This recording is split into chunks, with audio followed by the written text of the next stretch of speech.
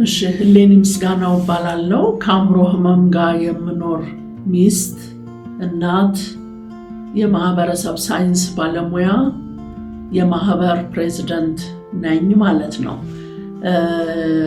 የአእምሮ ህመም ውጤታማ ህክምና አለው የሚለውን ነገር በራሴ ህይወት ማሳየት እችላለሁ። ምክንያቱም ከአእምሮ ህመም ጋር ስኖር አሁን ወደ 30 ዓመት ሊጠጋኝ ነው።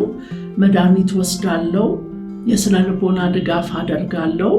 ግን ኑሮዬን የዕለት ኑሮዬን ውጤታማ በሆነ መልኩ እያስኬድኩ እገኛለሁ። የአእምሮ ህመም ውጤታማ ህክምና አለው።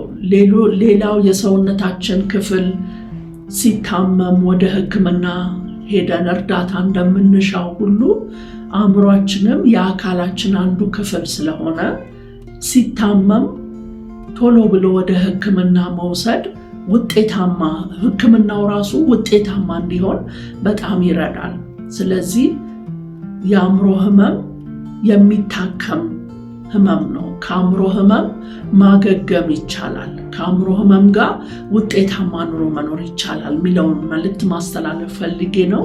የዘንድሮ መሪ ቃል በተለይ የዚህ የአእምሮ ጤና ግንዛቤ ማስጨበጫ ወር መሪ ቃል የአእምሮ ጤና ግንዛቤን ወደ ተግባር እንቀይር ነው።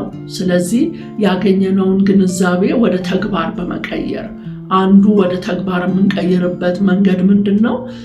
በዚህ ህመም የሚቸገሩ ሰዎችን ወደ ህክምና በመውሰድ ወደ ስነ ልቦና ድጋፍ በመውሰድ የመድኃኒት ህክምና እንዲያገኙ በማድረግ ወደ ተግባር መቀየር እንችላለን ማለት ነው። አመሰግናለሁ።